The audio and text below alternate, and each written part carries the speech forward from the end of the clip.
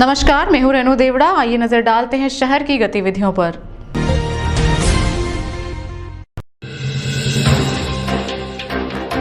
उज्जैन महाकाल मंदिर में गुरुवार को महाराष्ट्र से आए मुस्लिम भक्त जुनैद इदरिस शेख के महाकाल मंदिर में घूमते हुए सोशल मीडिया पर फोटो और वीडियो वायरल हुआ था और उसके बाद मंदिर समिति को सफाई देनी पड़ी थी।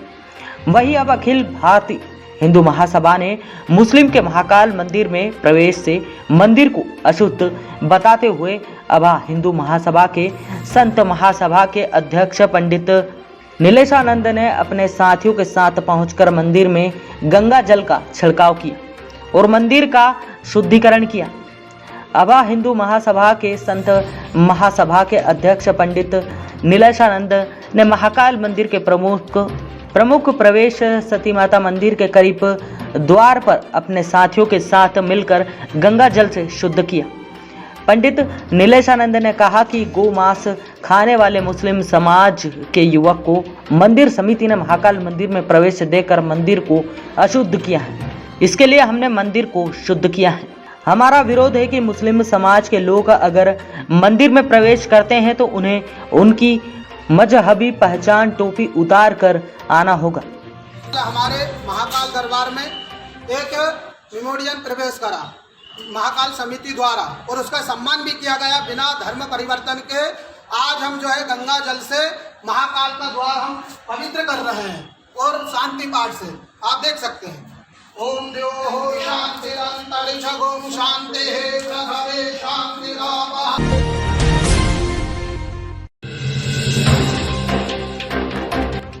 उज्जैन के इंदौर रोड पर Deshmukh hospital and research centre सहित एक टाइल्स कारोबारी ने लगभग 11,000 स्क्वायर फीट से अधिक शासकीय जमीन पर अवैध रूप से कब्जा कर निर्माण कर लिया है। मामले की शिकायत के बाद कलेक्टर के आदेश पर राजस्व विभाग की टीम ने मौके पर पहुंचकर नफ्ती की तो यहां अवैध अतिक्रमण और निर्माण पाया गया। वैद्यनगर के समीप बने Deshmukh hospital and research centre सहित पीछे स्थित टाइल्स कारोबारी के 11,000 स्क्वायर फीट से अधिक शासकीय भूमि दबाने का मामला सामने आया है। कलेक्टर आशीष सिंह के आदेश पर शुक्रवार को राजस्व अमले ने ग्राम नानाखेड़ा की भूमि सर्वे क्रमांक 315 की नफ्ती की, जिसमें निस्तार चरनोई की भूमि पर देशमुख हॉस्पिटल का पक्का निर्माण, एक स्कूल का गार्डन सहित अन्य पक्के निर्माण होना सामने आए हैं। राजस्व निरीक्षक सादिक खान के साथ पटवारी सुधीर गोस्वामी, कमलेश शर्मा सहित अन्य दल के नफ्ती करते हुए पंचनामा बनाया है। राजस्व रिकॉर्ड अनुसार 4,500 वर्ग फीट शासकीय भूमि देशमुख हॉस्पिटल प्रबंधन और 6,400 वर्ग फीट करीब भूमि पीछे स्थित टाइल्स कारोबारी प्रकाश देवनानी द्वारा दबा ली गई है। राजस्व अमले की रिपोर्ट के बाद प्रशासन अब शासकीय भूमि पर हुए अवैध अतिक्रमण हटाकर इसे कब्जे से मुक्त कराएगा। विभागीय अधिकारी कोठी महल के आदेश के पालन में यहाँ सीमांकन कर रहे हैं और हमने सभी पड़ोसियों को शासकीय भूमि जो है नाले की, उससे सभी पड़ोसियों को सूचना दी है, नोटिस दिया है। जांच दल में कमल मेहरा जी हैं राजस्व निरीक्षक, मैं हूँ मोहम्मद सादिक और सुधीर गोस्वामी पटवारी।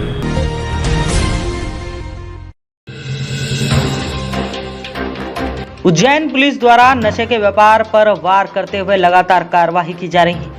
इसी के चलते पुलिस ने करीब 17 ऐसे लोगों को हिरासत में लिया है जो कि नशे के व्यापार में कहीं ना कहीं लिप्त थे। वहीं नशा करने वाले लोगों को भी पुलिस ने हिरासत में लिया है, जो कि नशा करते हुए अन्य लोगों को भी नशे का आदी बनाते हैं। पुलिस कप्तान सत्येंद्र कुमार शुक्ल ने कहा कि पुलिस का उद्देश्य है कि शहर को नशा मुक्त किया जाए। इसी के चलते गांजा, स्मैक, चरस पीने वाले आदि लोगों को हम रिहैब सेंटर में उनके परिजनों के माध्यम से भर्ती कराएंगे, जहां निःशुल्क उनका उपचार किया जाएगा। वहीं दूसरी ओर उनके परिजनों को भी समझाइश दी गई है कि वे भी नशे के इस अभियान में उनका साथ दें और अपने बच्चों को नशा छोड़ने के लिए प्रेरित करें। ठीक है, बोला दिन में कितना कमाता है? वो सर कमाते तो हम पर हम उसको 2 रुपये बोल देते खर्चे देते। तो पूरा को देते हो? हाँ, और वो इसका एक बच्चा है, अभी 2 साल पहले शादी हुई उसकी, लेकिन किसी का आयु नहीं करते थे, पर अभी 3-4 महीनों से साइड में उसके दोस्तों ने उतार दिया। ऐसे तो देते ही नहीं उसके पास, हम फोन से ज़्यादा देते ही नहीं होते, तो उसके यार दोस्तों ने उसे खर्चा उठा लेते हैं। देख के इनके परिजनों को बुलाया गया। हम ये चाहते हैं कि ये परिजन इनका एक संबल बने, इनको एक ऐसी समझाइश दे और इस नशे से दूर रहे। और हमारा जो रिहेबिलिटेशन सेंटर में इनको ले जाने का एक प्रोग्राम है, तो इस तरह से जो इस नशे की जो प्रवृत्ति इनकी डेवलप हुई है, उससे न सिर्फ इनके परिजनों के माध्यम से, बल्कि हमारा जो चिकित्सा या इस तरह के काउंसलिंग सेंटर्स हैं, रिहेबिलिटेशन सेंटर हैं, इनके माध्यम से इस नशे से इनको निजात दिलाया जाए, इनसे दूर रखा जाए। ये हमारा एक प्रयास है। सर, किस तरह का नशा करने की बात आई है? कौन सा नशा? नहीं, सभी तरह के नशे में, देखिए नशे में ठीक है, अपने एक डिग्री अलग हो सकती है, कुछ शराब के आदी हो जाते हैं, वो भी एक अति अगर है तो निश्चित तौर पर वो भी खतरनाक है। बाकी गांजा का सेवन करते हैं, और सबसे खतरनाक जो है ये स्मैक है। स्मैक जो है अंदर से आदमी को खोखला कर देता है, पूरा आपका सिस्टम ऐसा हो जाता है कि आप मतलब किसी काम के नज़र से एक व्यक्ति जो 25 साल का है उसकी अवस्था आपको 50 साल की दिखने लगती है। तो निश्चित तौर पे इन सब चीज़ों को तीनों ही मुद्दे हैं, या इसके अलावा और भी आजकल इंजेक्शन और कुछ अलग तरह के केमिकल्स हैं, इनका भी उपयोग करते हैं। सभी तरह के नशों को हमने टारगेट किया। सर, जो नशे का व्यापार कर रहे हैं उनके खिलाफ क्या कार्रवाई की? उनके खिलाफ आपने देखा होगा कार्रवाई शुरू हो चुकी है। अभी पिछले 2 दिनों में हमने 2 पैडलर्स को पकड़ा है, उनके खिलाफ किया है, और हमारे जो लगातार ये कार्रवाई चलती रहेगी। इसके अलावा जो डिस्ट्रीब्यूशन करते हैं उनके खिलाफ भी हमारी कार्रवाई शुरू हो गई है। कल तक हम लोगों ने 17 व्यक्तियों के खिलाफ कार्रवाई की थी। और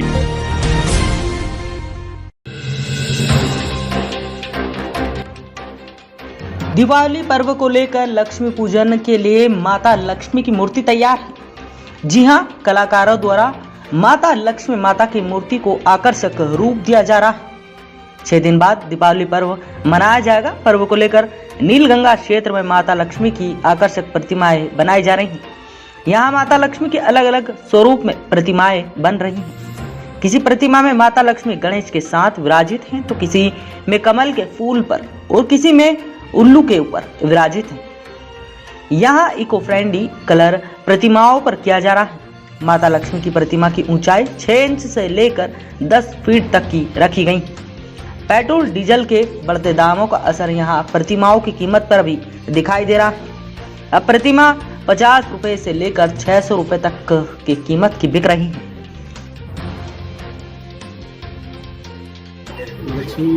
लक्ष्मी गणेश बनाए हैं, फूल पे बैठी हुई माता जी, उल्लू पे है, रथ वाली माता जी है, सभी तरह की मूर्ति है हमारे पास।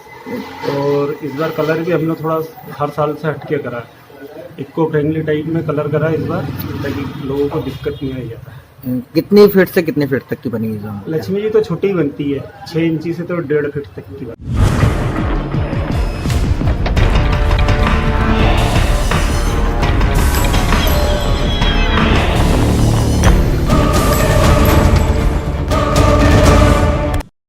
आइए अब नजर डालते हैं बढ़ते अपराधों पर।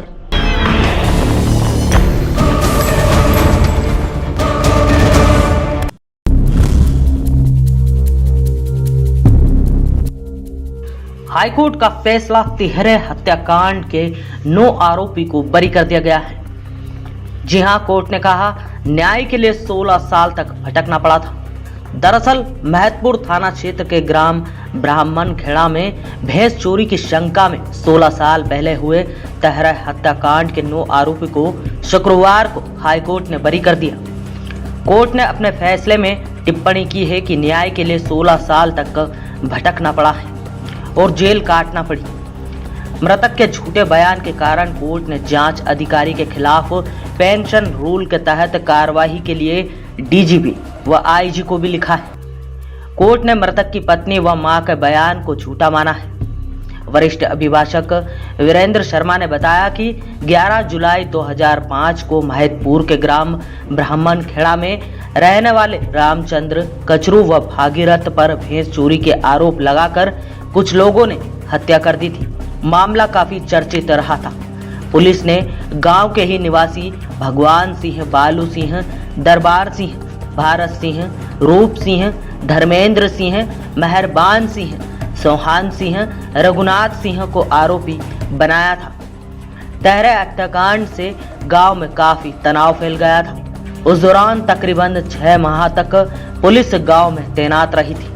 आज इस तहरे हत्याकांड में हाई कोर्ट ने फैसला सुनाते हुए 9 आरोपियों को बरी कर दिया है।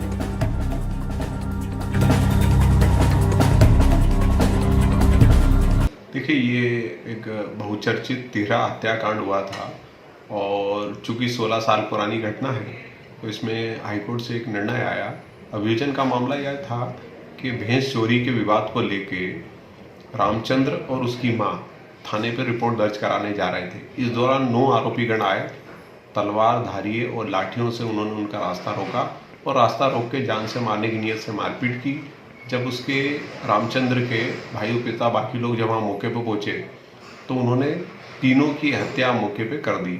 इस दौरान जब पुलिस स्पॉट पे पहुंची तो तोमर साहब जो तत्कालीन टीआई थे वो वहाँ मौके पर पूछे। उस समय उनका ये कहना था कि साहब रामचंद्र जिंदा था और रामचंद्र जिंदा था तो उन्होंने डाइंग डिक्लेरेशन रिकॉर्ड करा कि मृतक ने स्वयं मुझे घटना बताई और इस दौरान जब मृतक रामचंद्र को अस्पताल ले जा रहे थे तो उसकी भी मौत हो गई थी। इस बेसिस पे ट्रिपल मर्डर का केस बना। चूंकि मामला चर्चित था, उस समय तत्कालीन समय में भाजपा की सरकार आई थी, कांग्रेस के बड़े बड़े नेता वहां पहुंचे और 1 महीने तक गांव में पुलिस रही और मातम का माहौल रहा और चारों तरफ जो है वो राजनीतिक रंग प्रकरण को दिया गया। इस दौरान इन्वेस्टिगेशन ऑफिसर जो एसडीओपी वहाँ के तत्कालीन थे उन्होंने जांच की और चालान इनके खिलाफ पेश करा और उसमें ये बताया कि मृतक की पत्नी और माँ दोनों आई विटनेस थी और उन्होंने भी हत्या होते हुए देखी। इस बेसिस पे चालान पेश किया गया। फाइनली ट्रायल चला। ट्रायल कोर्ट ने जो स्पेशल जज साहब थे यहाँ के, उन्होंने सभी 9 आरोपियों को 3 बार आजीवन कारावास की सजा दी। उस निर्णय के खिलाफ अपने हाईकोर्ट में अपील की थी और हाईकोर्ट में अपील करते हुए उन्होंने वेरियस ग्राउंड्स रेज किए।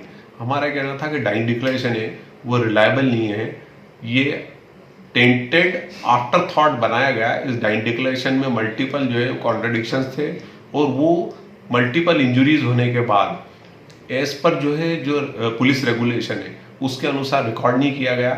मल्टीपल इंजुरी होने के बाद ऐसा व्यक्ति डाइंग डिक्लेरेशन रिकॉर्ड नहीं कर सकता था।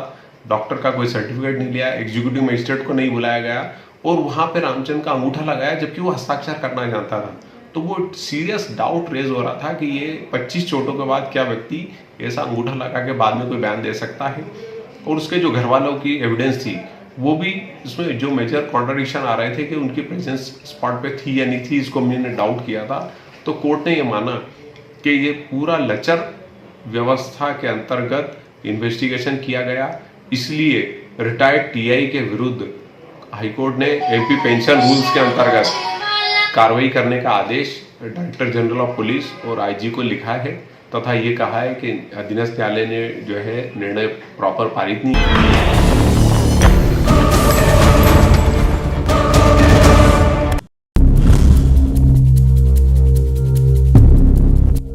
कपड़े सिलवाने गई नाबालिग को किडनैप कर उसके साथ दुष्कर्म करने वाले आरोपी को न्यायालय ने 10 वर्ष का कठोर कारावास की सजा सुनाई है।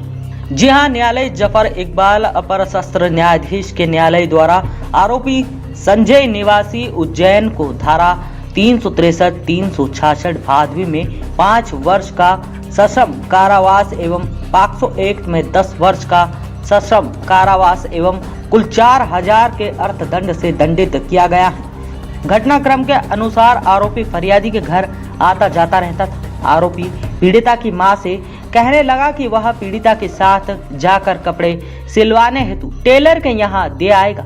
तो फरियादी ने विश्वास कर आरोपी के साथ अपनी लड़की को कपड़े सिलवाने के लिए भेज दिया था, परंतु उसकी लड़की वापस नहीं आई। आरोपी उसकी नाबालिग लड़की को बहला फुसला कर कहीं भगा कर ले गया। फरियादी की रिपोर्ट पर थाने पर अपराध पंजीबद्ध किया गया। पीड़िता को दस्तयाब किया गया कि पीड़िता ने बताया कि आरोपी द्वारा उसके साथ कई बार दुष्कर्म किया गया। आरोपी को गिरफ्तार किया गया। आवश्यक अनुसंधान के पश्चात अभियोग सत्र न्यायाधीश में पेश किया गया। न्यायालय ने अभियोजन के तर्कों से सहमत होकर आरोपी को दंडित किया गया। प्रकरण में शासन की ओर से पैरवी भारती उज्जालिया सहायक जिला अभियोजन अधिकारी तहसील बर्नेकर जिला उज्जैन द्वारा दी गई।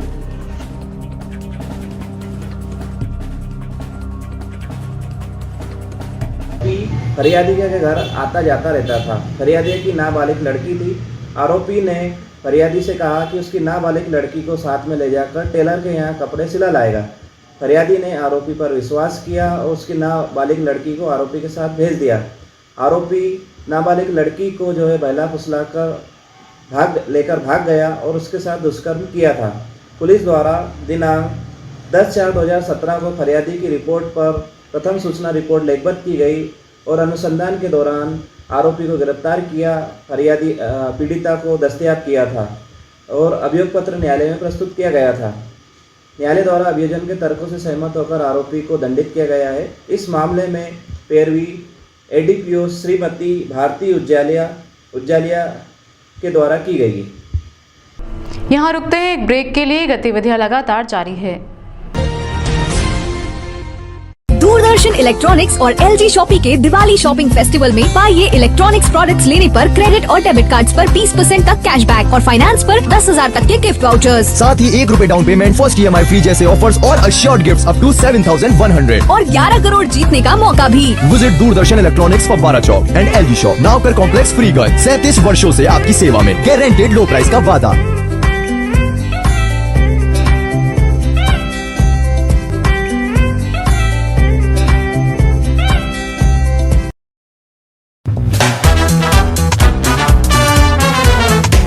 त्योहार आए और खुशियां साथ लाए।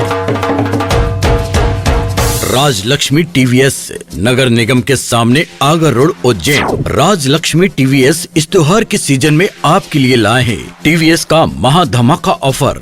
राजलक्ष्मी TVS पर आएं और पाएं विशेष ऑफर और छूट का लाभ। TVS के कोई भी 2 व्हीलर वाहन पर इस नवरात्रि से दीपावली तक विशेष ऑफर और छूट का लाभ उठाएं।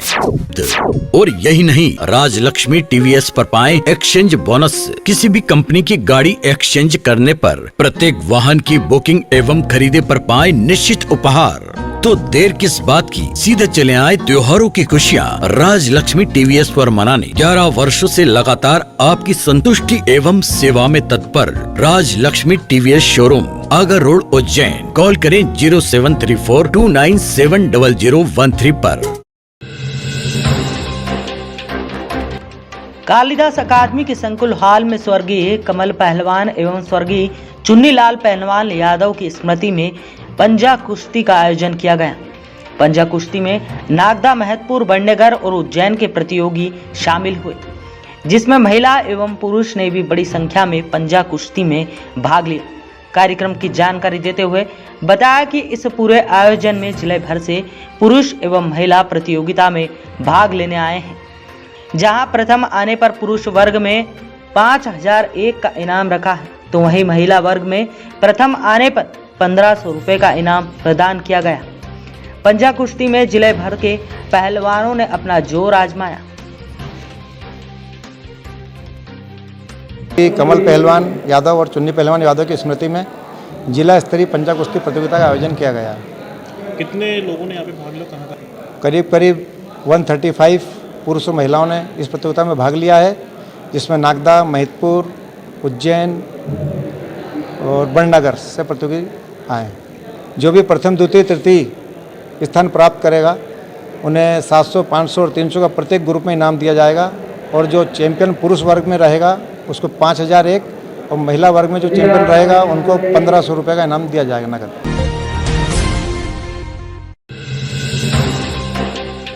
दीपावली के पूर्व लगने वाली पटाखों की दुकान को लेकर दशहरा मैदान में दुकानें लगाने हेतु आवेदन जिला कलेक्टर के समक्ष पहुंचे थे, जहां तहसीलदार देवदत्त शर्मा ने दशहरा मैदान पहुंचकर नियम अनुसार वोट डालकर दुकान आवंटित की, जिन्हें क्रम अनुसार आवंटित किया गया। तहसीलदार देवदत्त शर्मा ने बताया कि 2 भागों में दुकानों को नियम अनुसार दूरी रखकर आवंटित की गई हैं और दुकानदारों को आगाह किया गया है कि वह अपनी दुकान की सुरक्षा व्यवस्था और नियमों का ध्यान रखते हुए अपना व्यापार करें।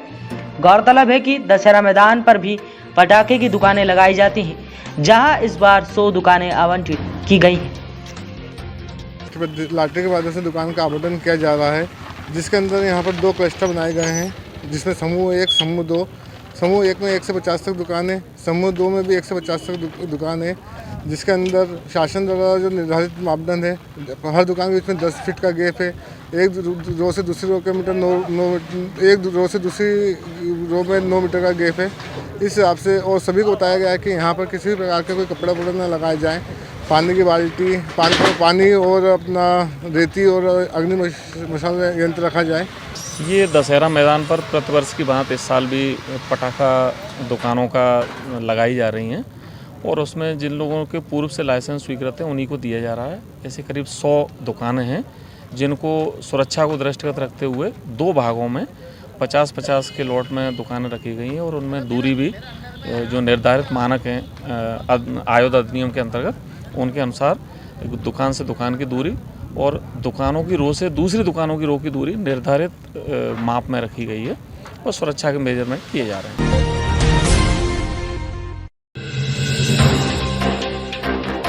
कोरोना की दूसरी लहर में आई दवाओं और मशीनों की कमी को देखते हुए सरकार के साथ ही समाज सेवी संस्थाओं द्वारा इन कमियों को पूरा करने के प्रयास किए जा रहे हैं। कोरोना जब तक पिकअप पर था तब रेमडेसिविर, ऑक्सीजन और वेंटिलेटर मशीनों की कमी महसूस की गई थी। तब सरकारी और निजी हॉस्पिटल में मरीजों की बड़ी संख्या में मौत के इनके अभाव में हुई थी। इसको देखते हुए सेवा भारती संगठन आगे आया है। सेवा भारती ने 15 लाख से ज्यादा कीमत के 2 वेंटिलेटर चैरिटेबल हॉस्पिटल को दान दिए हैं। इस अवसर पर सेवा भारती से जुड़े ओम जैन, गोविंद शर्मा, गणेश गौर सहित डॉक्टर वंदना केकर, डॉक्टर स्वप्निल जैन आदि उपस्थित थे। सेवा भारती के ओम जैन और गोविंद शर्मा ने बताया कि कोरोना की दूसरी लहर में जिन चीजों की कमी महसूस हुई थी उनकी व्यवस्था करने का प्रयास किया जा रहा है। कोरोना की दूसरी लहर के दौरान सारे विश्व में चिकित्सा सेवा संबंधी उपकरणों का एकदम से अभाव जैसा दिखने लगा था। उस समय तत्समय सेवा भारती ने पूरे राष्ट्रीय स्तर पर और इस विषय को संज्ञान में लिया कि क्यों नहीं प्रत्येक महानगरों में पूरे राष्ट्र में सब जगह उपकरणों से लैस हमारे चिकित्सालय हो। उसी श्रेणी पर विचार करते हुए और आज यह अवसर आया है कि सेवा भारती उज्जैन चैरिटेबल अस्पताल को पहली खेप में 2 वेंटिलेटर उपलब्ध करा रही है। ऐसी यह श्रृंखला आगे भी सारे चिकित्सालयों को संबल देने के लिए और सारे चिकित्सालयों को उपकरण युक्त करने के लिए आने वाले समय में अगर आवश्यकता पड़ी तो पिछली बार जो हमने दंश सहा वो सहना ना पड़े, इसलिए ये सेवा भारती की रचना किया जा रहा है। इसको जो वेंटिलेटर लगते हैं ये पूर्ण क्षमता के हैं और यहाँ वेंटिलेटर का थोड़ा अभाव था, इसलिए कोरोना काल को देखते हुए हम लोगों ने प्लानिंग किया था, लेकिन कुछ समय लेट हो गया, वो आज दे रहे हैं हम लोग चैरिटेबल ट्रस्ट को दान। फिलहाल इस अंक में इतना ही। अगले अंक में आपसे फिर मुलाकात होगी। नमस्कार।